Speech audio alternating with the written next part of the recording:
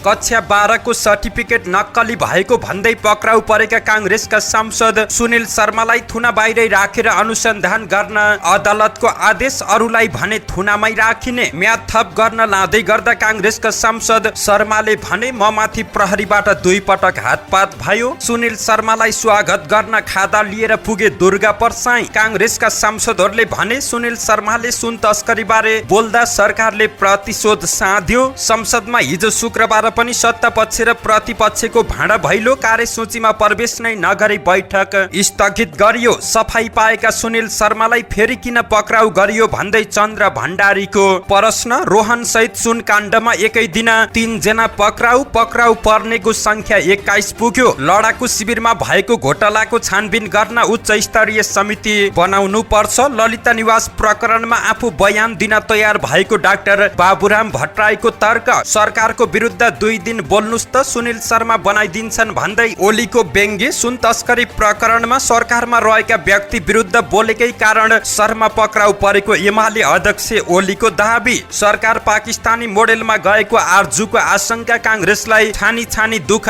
दिएको आरोप। माधव नेपाललाई विदेश पठाउने हाम्रा नेतालाई छानी धरपकड गर्ने भन्दै कांग्रेसका सांसद राणाको प्रश्न। प्रचण्ड र माधव नेपाल एकै ठाउँमा रहन सक्दैनन्। एमालेमा पनि ठूलो विस्फोट हुन सक्ने वामपन्थी नेता राधाकृष्ण मैनालीको भविष्यवाणी। स्वास्थ्य मन्त्रालयहरूबाटै धेरै राम्रा काम भएका छन्। शिक्षा ऐनमा केही नक्कली पाएपछि सच्याएर सदनमा पेश गर्दैछौ भन्दै प्रधानमन्त्री प्रचण्डले गराए जानकारी। संसदको स्वार्थमा सदन अवरुद्ध गर्न नमिल्ने राजसपाका उपाध्यक्ष अर्यालको टिप्पणी। प्रमुख प्रतिपक्षको आवाज दबाउन सदनमा सत्ता पक्षले विरोध गरेको रघुजी पन्तको आरोप। संसद अवरुद्ध भएको दिनको सेवा सुविधा नलिने राजसपा सांसदहरूको घोषणा। कोशी प्रदेशमा जसपाकी निर्मला लिम्बू स्वास्थ्य मन्त्रीमा नियुक्त। गौर हत्याकाण्डको उच्च स्तरीय संसदीय छानबिन गर्न जसपाको माग। पीडितसँग सम्झौता गरेर फसाउन खोजिएको आरोप लगाइयो। जसपाले गौर घटनाका दोषीलाई बचाउने खेलमा लागेको प्रभु शाहको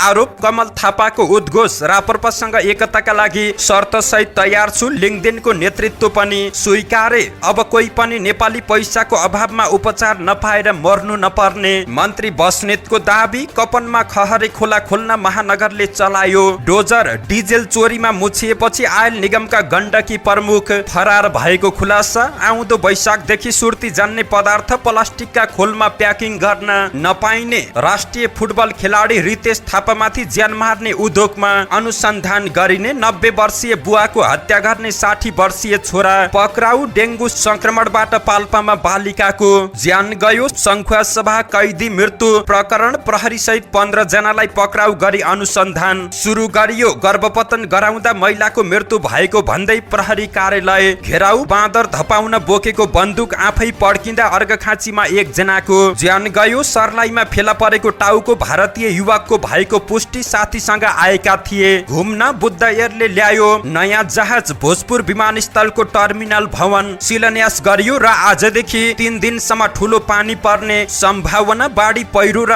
डुबानको जोखिम। दर्शक महानुभाव नमस्कार, तपाईँ हेर्दै हुनुहुन्छ नेपाल पोस्ट। म गोविन्द चपागाई। आज मिति विक्रमसम्म 2080 साउन महिनाको 27 गते शनिबार। इस्वीसम्म 2023 अगस्त 12 तारिक। यसै गरी आज अधिक साउन कृष्ण एकादशी तिथि सँगै परमा एकादशी व्रत। अन्तर्राष्ट्रिय युवा दिवस पनि रहेको छ। दर्शकबिन सदा चाहिँ आज पनि उपस्थित भएका छौँ। विशेष गरी देश तथा विदेशमा घटेका घटना, देशको पछिल्लो राजनीतिक अवस्था के कस्तो रहेको छ त विभिन्न नेताहरूको भनाई, स्वास्थ्य सम्बन्धी जानकारी लगायत आज दिनैभरि कहाँ के हुँदैछ त सम्पूर्ण जानकारीहरू लिएर शुभ बिहानी सँगै यहाँ सामु उपस्थित भएका छौँ। दर्शक महानुभाव, हामीलाई कुन ठाउँदेखि हेर्दै हुनुहुन्छ अनि कस्तो लाग्दैछ त हामी प्रति कुनै प्रतिक्रिया छन् भने कृपया तलको कमेन्ट बक्समा आफ्नो प्रतिक्रिया उल्लेख गर्न सक्नुहुन्छ। सकेसम्म देशैभरिका अपडेटलाई समेट्ने कोसिस गर्नेछौँ। समाचार समय अवधिसम्म हामी सँगै रहनुहोला। हाम्रो मेहनतको लागि यो भिडियोमा एउटा लाइक भने अवश्य गरिदिनु होला। शुभ बिहानी सँगै समाचारको दैलो उघारौँ। कांग्रेसका सांसद सुनिल शर्मालाई थुना बाहिरै राखेर अनुसन्धान गर्न अदालतको आदेशको प्रसङ्गबाट नक्कली प्रमाणपत्र प्रकरणमा पक्राउ परेका नेपाली कांग्रेसका सांसद सुनिल शर्मालाई थुनामा नराखी अनुसन्धान गर्न जिल्ला अदालत काठमाडौँले आदेश दिएको छ। शुक्रबार न्यायाधीश दण्डपानी शर्माको इजलासले सांसद शर्मालाई थुना बाहिरै राखेर अनुसन्धान अघि बढाउन केन्द्रीय अनुसन्धान ब्युरो सीआईबीलाई आदेश दिएको जिल्ला अदालतका प्रवक्ता दीपक दाहालले जानकारी दिएका छन्। केन्द्रीय अनुसन्धान ब्युरोका एसपी एवं प्रवक्ता नवराज अधिकारीले भने अरु 2 जनालाई 7 दिन र 3 जनालाई 5 दिन म्याद थप गरी अनुसन्धान गर्न अदालतले अनुमति दिएको जानकारी दिएका छन्। बिहीबार नेपाल प्रहरीको केन्द्रीय अनुसन्धान ब्युरो सीआईबीले शर्मालाई उनकै निवासबाट पक्राउ गरेको थियो। मोरङ क्षेत्र नम्बर 3 बाट गत मक्सिरमा भएको प्रतिनिधि सभा निर्वाचनमा नेपाली कांग्रेसबाट शर्मा निर्वाचित भएका थिए। शर्मा काठमाडौँ मेडिकल कलेज र विराटनगर स्थित नोबेल मेडिकल कलेजका सञ्चालक समेत रहेका छन्। यसैगरी नक्कली प्रमाणपत्र प्रकरणमा सीआईबीले पक्राउ गरेका कांग्रेसका सांसद सुनिल शर्माले आफूमाथि प्रहरीबाट हातपात भएको बताएका छन्। म्याद थपका लागि सरकारी वकिल कार्यालयबाट बाहिरिने क्रममा सांसद शर्माले आफूमाथि प्रहरीले 2 पटक हातपात गरेको बताएका छन्। उनले भने ममाथि प्रहरीले 2 पटक हातपात गरेको छ, हातपात गर्न मिल्ने हो यो कुरा ममाथि भएको छ भन्दै प्रश्न गरेका छन्। सांसद शर्माले आफूमाथि हातपात भएको भनेपछि उनी निकट कार्यकर्ता आक्रोशित भएर प्रहरीलाई प्रश्न गर्न अगाडि सरेका थिए। त्यस क्रममा सांसद शर्मालाई प्रहरीले घेरा हालेर भ्यानमा लगेको हो। सांसद शर्मामाथि हातपात भएको विषयमा आफूलाई थाहा नभएको सीआईबी प्रमुख किरण बज्रचार्यले जानकारी दिएकी हुन्। उनले त्यस्तो हुन नसक्ने दाबी पनि गरेकी छिन्। यसैगरी कांग्रेसका सांसद सुनिल शर्मालाई थुनामुक्त गर्न अदालतले आदेश दिएपछि मेडिकल व्यवसाय दुर्गा परसाई हतारिँदै जिल्ला अदालतको दैलोमा पुगे। खादा समेत बोकेर गएका उनले शर्मालाई त्यहाँ स्वागत गर्न भने पाएनन्। व्यवसायी परसाई भने शर्मालाई खादा लगाइदिन नपाएपछि निराश देखिएका थिए। शर्मा पक्राउ भए लगतै पनि परसाई उनलाई भेट्न हिरासतमा पुगेका थिए। शर्माको पक्षमा उनले अभिव्यक्ति दिँदै आइरहेका छन्।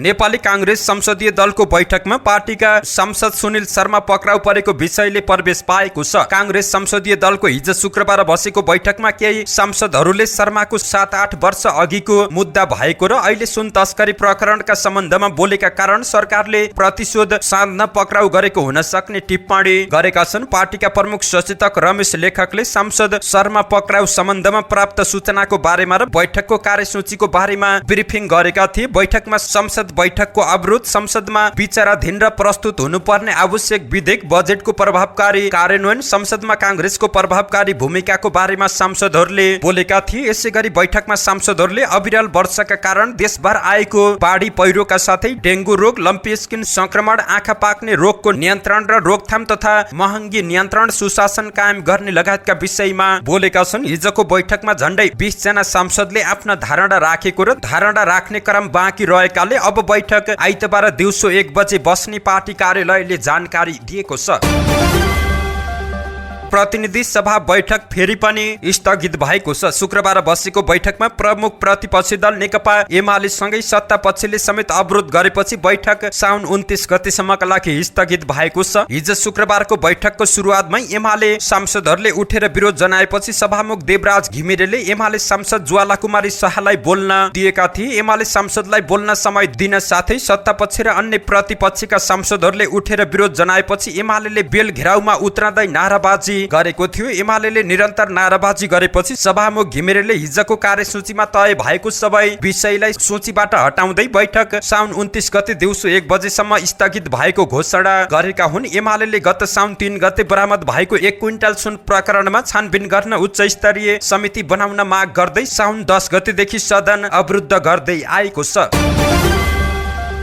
नेपाली कांग्रेसका सांसद चन्द्र भण्डारीले सुनिल शर्मालाई पक्राउ गरिएको प्रति आपत्ति जनाएका छन्। उनले शर्मालाई पक्राउ गरेर राज्यले प्रतिशोधपूर्ण व्यवहार गरेको बताएका छन्। शुक्रबार पार्टी संसदीय दलको बैठकपछि सञ्चारकर्मीलाई प्रतिक्रिया दिँदै भण्डारीले भने जसको शक्ति त्यसको भक्ति भन्ने अब चल्दैन। सुनिल शर्मालाई थुन्नुपर्छ भन्ने छैन। मैले प्रधानमन्त्री र सीआईबी प्रमुखलाई यो गलत भयो भनिसकेको छु। सांसद भण्डारीको भनाइरहेको छ। तत्कालीन अवस्थामा नवराज सिलवालले त्यसलाई अघि नबढाउने भनिसकेका छन्। बन्द गरिसकेको कुरा फेरि निकालेर कसैसँग प्रतिशोध साध्नु चाहिँ गलत रहेको छ। उनले ललिता निवास प्रकरणको उदाहरण दिँदै शर्मालाई पक्राउ गर्नु गलत भएको दाबी गरेका छन्। भण्डारीले देशमा यति धेरै लुटपाट र भ्रष्टाचार हुँदा हुँदै सकिसकेको मुद्दामा राज्य एउटा व्यक्तिको पछि प्रतिशोध साध्नु गलत भएको दाबी गरेका छन्।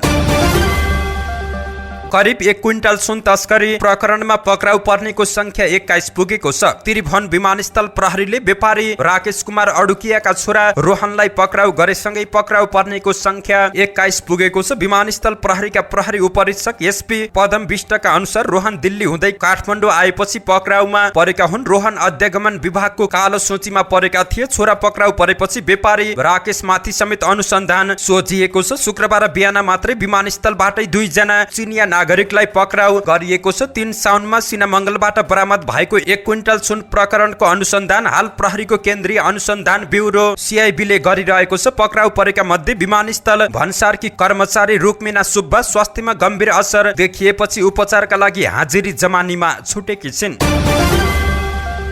पूर्व प्रधानमन्त्री तथा नेपाल समाजवादी पार्टी नेसपाका अध्यक्ष डाक्टर बाबुराम भट्टराईले ललिता निवास जग्गा प्रकरणबारे आफू बयान दिन तयार भएको बताएका छन्। शुक्रबार बुटोलमा आयोजित पत्रकार सम्मेलनमा भट्टराईले सर्वोच्च अदालतले आफूमाथि पनि छानबिन गर्नुपर्ने आदेश दिएको विषयमा सहयोग गर्न तयार भएको बताएका हुन्। आफ्नो नेतृत्वको पालामा व्यक्तिगत नभई मन्त्री परिषदले सानो निर्णय गरेको भन्दै उनले जस्तोसुकै अनुसन्धानका लागि तयार रहेको जिकिर गरेका छन्। उनले भ्रष्टाचार सम्बन्धी मुद्दाको छानबिनका लागि बलियो र निष्पक्ष आयोग गठन हुनुपर्ने बताएका छन्। उनले विगतका आयोग जस्तो नभई भ्रष्टाचारका सबै फाइल खोल्ने गरी उच्च स्तरीय आयोग गठनको आवश्यकता रहेको बताएका छन्। उनले देशको प्रमुख कार्यकर्ता माथि नै प्रश्न उठेको अवस्थामा उच्च स्तरीय र निष्पक्ष छानबिनका लागि आयोग गठन गर्नु आवश्यक रहेको बताएका छन्। त्यस्तै उनले सदनमा एमालेले उच्च स्तरीय छानबिन समिति गठनको माग गर्नु अधिकारको कुरा भएको दाबी समेत गरेका छन्।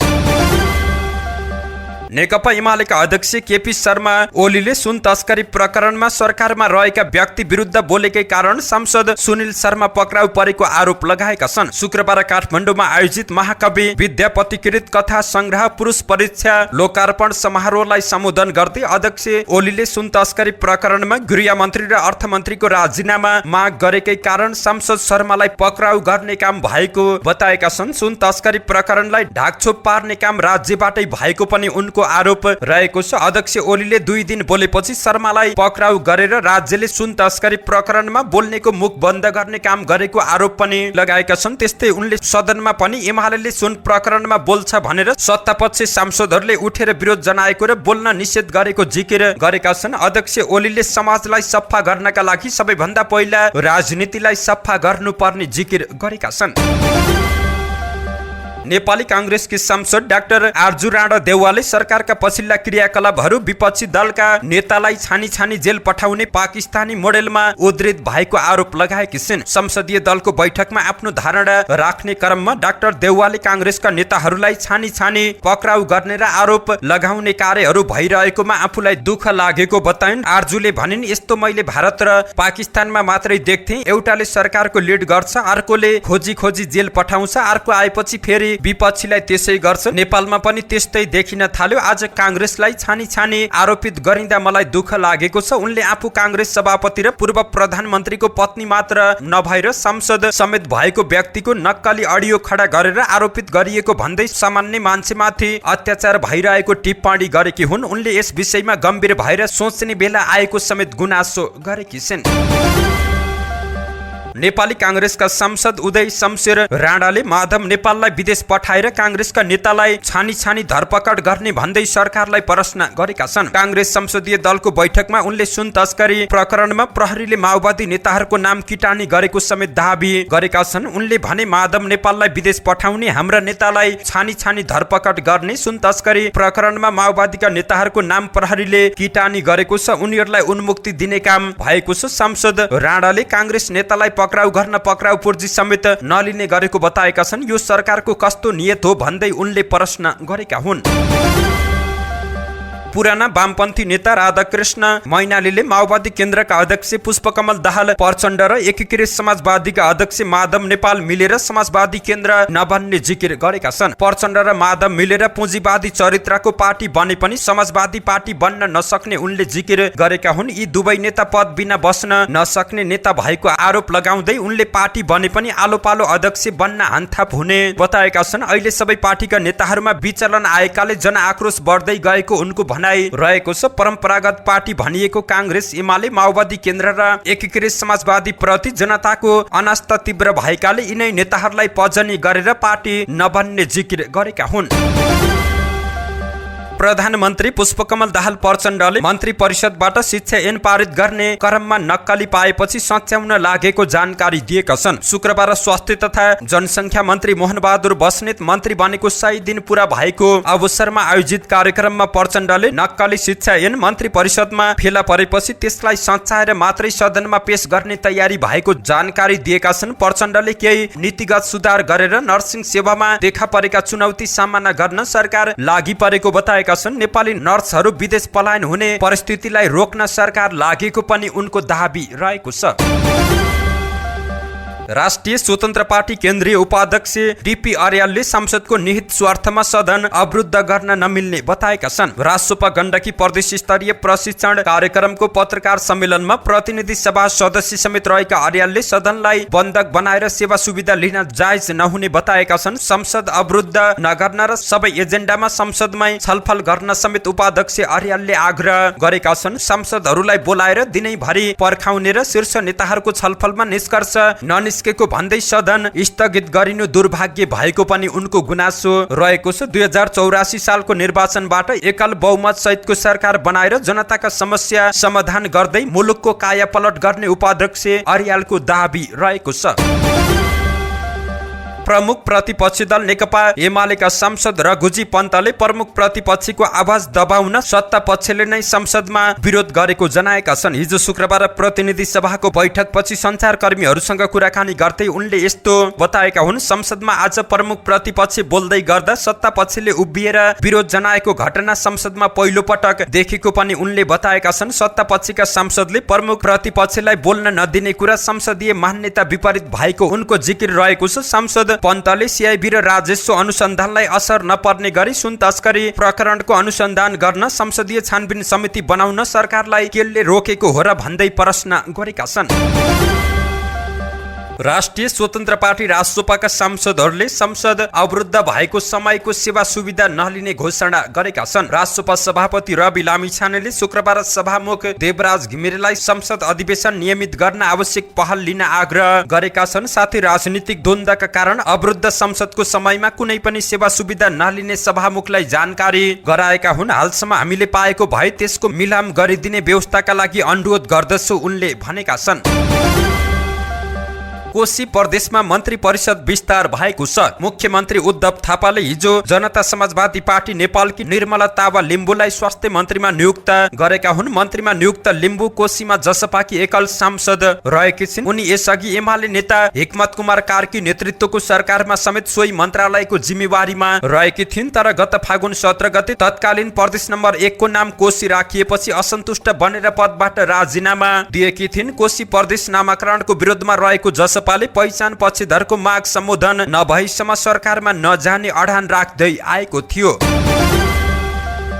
जनता समाजवादी पार्टी जसपाले गौर हत्याकाण्डको संसदीय छानबिन गर्न माग गरेको छ। सिंहदरबार स्थित संसदीय दलको कार्यालयमा पत्रकार सम्मेलन गर्दै जसपाले पीडितसँग सम्झौता गरेर सरकारले फसाउन खोजेको आरोप समेत लगाएका छन्। पार्टी प्रवक्ता मनिष सुमनले पीडितसँग भएका सम्झौताका कतिपय बुँदामा आपत्ति रहेको भन्दै खेद प्रकट समेत गरेका छन्। गौर हत्याकाण्डको छानबिन प्रक्रिया गलत बाटोमा लगिँदैछ। सम्झौतामा भएका धेरै बुँदामा हाम्रो असहमति रहेको छ। सम्झौताको पहिलो बुँदामै जाहेरी भएका भन्ने उल्लेख रहेको छ। ती बेलाका जाहेरीहरू पूर्वाग्रही रहेका थिए, प्रवक्ता सुमनको भनाइ रहेको छ। उनले सरकार तत्काल छाड्ने मनसाय नभए पनि सरकारको व्यवहारले त्यसको निक्युल गर्ने बताएका छन्। हामी राजनीतिज्ञ हौं, मुद्दाबाट हामी डराउँदैनौं, तर गौर घटनाको जसरी विकास गरिएको छ त्यसको हामीले खेद प्रकट गर्न चाहन्छौं। सरकारमा रहने नरहने कुरा सरकारको व्यवहारमा भर पर्छ उनले भने। 17 वर्ष अघि भएको घटनामा अहिले किन सम्झौता गरियो भन्दै उनले सरकार प्रति नै संशय प्रकट गरेका छन्। उनले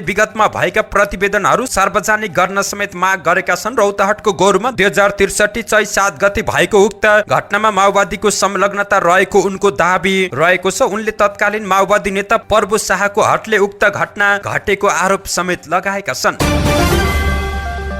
आम जनता पार्टीका अध्यक्ष प्रभु शाहले जसपाले गौर हत्याकाण्डका दोषीलाई बचाउने खेलमा लागेको आरोप लगाएका छन्। गौर घटनाको विषयमा जसपाले आयोजना गरेको पत्रकार सम्मेलनपछि अध्यक्ष शाहले एक प्रेस नोट सार्वजनिक गर्दै सो प्रतिक्रिया दिएका छन्। शाहले गौर हत्याकाण्डको छानबिनलाई प्रभावित पार्न जसपाले फेरि नयाँ खेल सुरु गरेको आरोप पनि लगाएका छन्। विज्ञप्तिमा गौर हत्याकाण्ड पीडित संघर्ष समिति र गृह मन्त्रालय बीच भएको 5 बुँदे सहमतिले वर्षौंदेखि ओझेलमा रहेको गौर हत्याकाण्डको छानबिन सुनिश्चित भएको र त्यस लगतै जसपाका अध्यक्ष उपेन्द्र यादवले विभिन्न बहाना जालझेल एवं षड्यन्त्रपूर्ण धम्की दिएको उल्लेख रहेको छ। घटना लगतै पुनर्वेदनका बहालवाला न्यायाधीशको नेतृत्वमा बनेको उच्च स्तरीय आयोग र मानव अधिकार आयोगले दिएको प्रतिवेदनलाई अस्वीकार गरेर संसदीय छानबिन समिति गठनको माग गर्ने जनता झुक्याउने खेल भएको आरोप समेत शाहले लगाएका छन्। उनले 21औं शताब्दीको कानुनी शासनको युगमा जंगल राजको मागलाई कुनै पनि हिसाबले सही मान्न नसकिने र सरकारले दण्डहीनताको अन्त्य गर्न गौर हत्याकाण्डको छानबिन गर्नै पर्नेमा जोड दिएका छन्।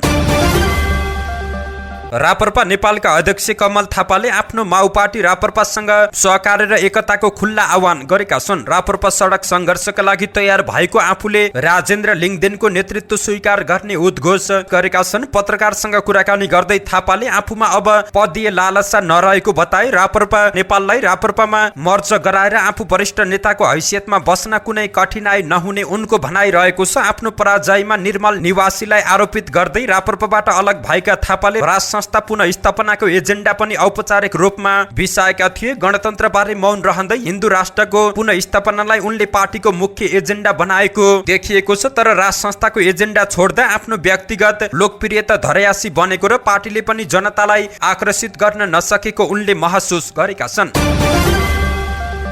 स्वास्थ्य तथा जनसंख्या मन्त्री मोहन बहादुर बस्नेतले कोही पनि नेपाली अब पैसाको कारणले उपचारको अभावमा मर्न नपर्ने बताएका छन्। शुक्रबार मन्त्रालय सम्हालेको 100 दिन पूरा भएको अवसरमा आयोजित कार्यक्रममा बोल्दै मन्त्री बस्नेतले कोही पनि नेपाली पैसाको कारण उपचारको अभावमा मर्न नपर्ने बताएका हुन्। उनले उपचारको अभावमा कसैले पनि बाटो र घरमा मर्नु नपर्ने भन्दै सरकारले जसरी पनि उपचार गर्ने बताएका छन्। मन्त्री बस्नेतले स्वास्थ्य मन्त्रालय जस्तो नभई अस्पताल जस्तो भइरहेको बताए। उनले द्वन्द्वकालका घटनामा घाइते भएकाहरूको उपचारको जिम्मा स्वास्थ्य मन्त्रालयलाई दिन प्रधानमन्त्री प्रचण्डलाई आग्रह समेत गरेका छन्। काठमाडौँ महानगरपालिकाले कपनको खहरे खोलामा डोजर चलाएको छ। काठमाडौँ महानगरपालिका र बुढा नीलकण्ठ नगरपालिकाका प्रतिनिधि बीच खहरे खोला खोल्ने सहमति भएसँगै महानगरले खोला खोल्नको लागि डोजर चलाएको महानगरका नगर प्रहरी प्रमुख राजुनाथ पाण्डेले जानकारी दिएका छन्। महानगरले बिहिबार नै सो क्षेत्रमा डोजर चलाउन खोजेको थियो, तर खोला खन्ने विषयमा बुढा नीलकण्ठका जनप्रतिनिधि र स्थानीयले विरोध गरेपछि महानगरको टोली पछाडि हटेको थियो। हिजो शुक्रबार चाबहिल स्थित नापी कार्यालयमा सहित दुवै पक्षको उपस्थितिमा बसेको बैठकमा खहरे खोला खोल्ने विषयमा सहमति भएको हो।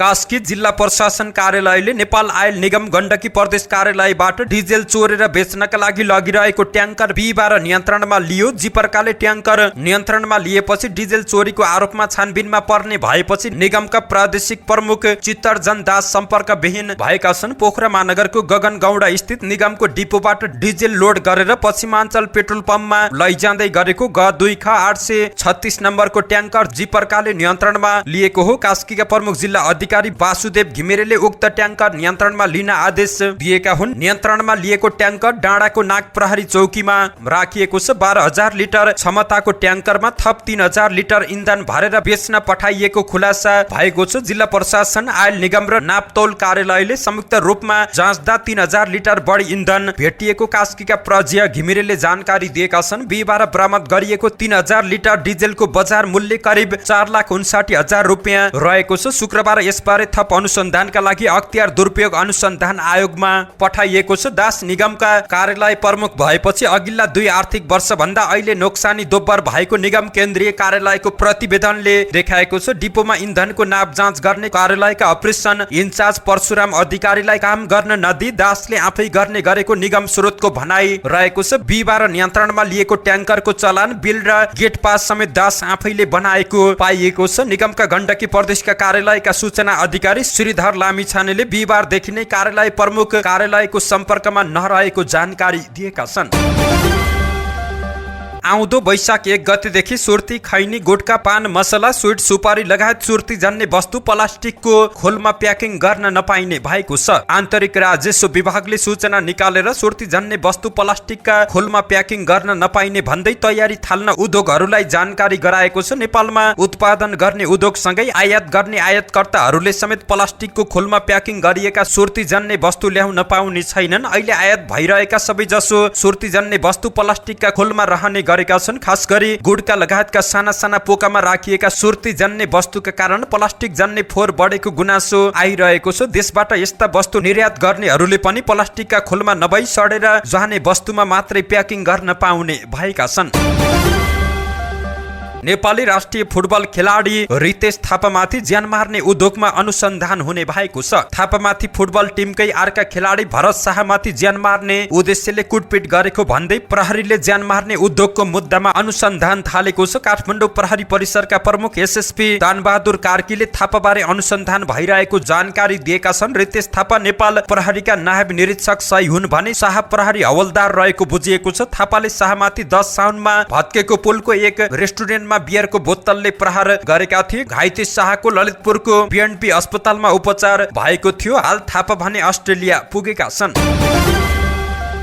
बाह्रमा 90 वर्षीय बुवाको हत्या गर्ने छोरालाई प्रहरीले पक्राउ गरेको छ। बुवा माइतसी घलानको हत्या गरेको आरोपमा इलाका प्रहरी कार्यालय निजगढको टोलीले 60 वर्षीय दिलबहादुर घलानलाई पक्राउ गरेको छ। शुक्रबार मध्याह्न जितपुर सिमारा उपमहानगरपालिका स्थित वडा नम्बर 16 टाङ्गिया बस्तीका दिलबहादुरले घरायसी विवादका क्रममा बाबुको हत्या गरेको प्रहरीले जानकारी दिएको छ। प्रहरीले अभियुक्तलाई नियन्त्रणमा लिएर अनुसन्धान कार्य अगाडि बढाएको छ।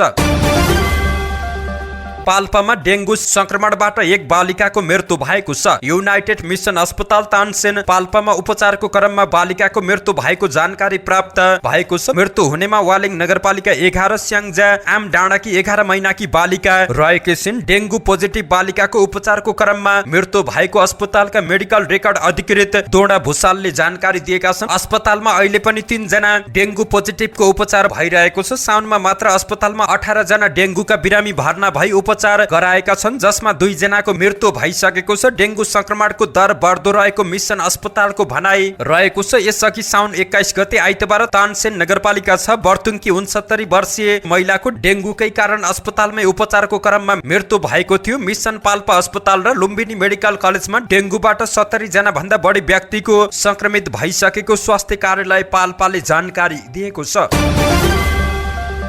सङ्खुवा सभा जिल्ला कारागारमा 2 जना कैदीको ज्यान गएको घटनामा अनुसन्धान सुरु भएको छ। घटनामा संलग्न रहेको भन्दै प्रहरी सहित 15 जनालाई पक्राउ गरी अनुसन्धान सुरु भएको छ। सङ्खुवा सभाको मादी नगरपालिका 5 का विनोद तोलाङ्गी र नुवाकोटको ककनी गाउँपालिका 7 का आकाश बलामीको बुधबार कारागार भित्रै ज्यान गएको थियो। उनीहरूको कुटपिटबाट ज्यान गएको प्रारम्भिक अनुसन्धानबाट खुलेको सङ्खुवा सभाका प्रहरी नायब उपरीक्षक डीएसपी वीरेन्द्र गोदारले जानकारी दिएका छन्। कुटपिटमा कारागारको सुरक्षामा खटिएका प्रहरीको समेत प्रत्यक्ष संलग्नता देखिएको छ। घटनामा प्रहरीको समेत संलग्नता देखिएपछि कोशी प्रदेश प्रहरी कार्यालयले एसपी प्रहरी उपरीक्षक ऋषिराम कणेलको नेतृत्वमा 4 सदस्यीय छानबिन समिति बनाएको छ। यस्तै गृह मन्त्रालयले पनि कारागार व्यवस्थापन विभागका निर्देशक एवं प्रवक्ता कमल प्रसाद पाण्डेको संयोजकत्वमा 5 सदस्यीय छानबिन गठन गरेर मन्त्रालयको टोली घटनास्थल पुगेको छ।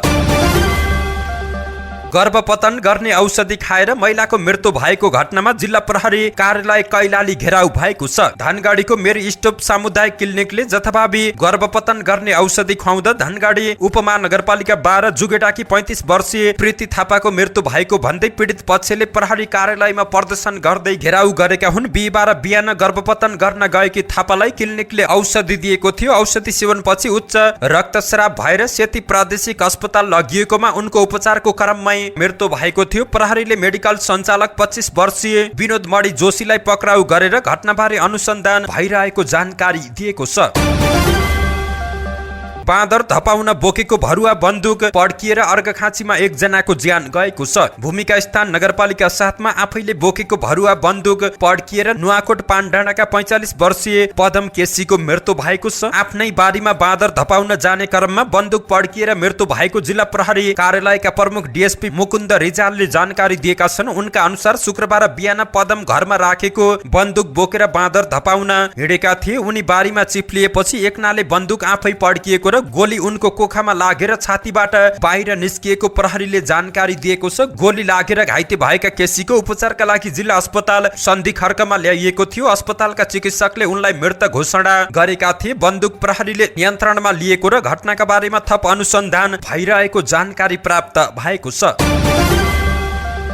सर्लाहीको हरिवन नगरपालिका 4 लखनदेही खोलामा फेला परेको शरीर बिनाको टाउको भारतीय नागरिकको भएको खुलासा भएको छ। सर्लाहीका प्रहरी प्रवक्ता डीएसपी दीपेन्द्र पजियार थारूका अनुसार फेला परेको टाउको भारतको बिहार राज्यमा पर्ने सीतामढी जिल्लाको मनियारी 5 का गोलु भन्ने अभिषेक गिरीको भएको पुष्टि भएको छ। उनका बुवा दिवाकर राज हिजो आएर शनाखत गरेको डीएसपी थारूले जानकारी दिएका छन्। डीएसपी थारूले पोस्टमार्टमका लागि टाउको काठमाडौँको टिचिङ अस्पतालमा पठाउन लागेको जानकारी दिएका छन्। उनका अनुसार शरीर भने अझै फेला परेको छैन। स्रोतका अनुसार अभिषेक साथीसँग घुम्न सर्लाही आएका थिए, तर उनको हत्या विवश तरिकाले कसले गर्यो भन्ने विषयमा खुलासा भएको छैन। डीएसपी थारूले घटनाको थप अनुसन्धान भइरहेको जानकारी दिएका छन्।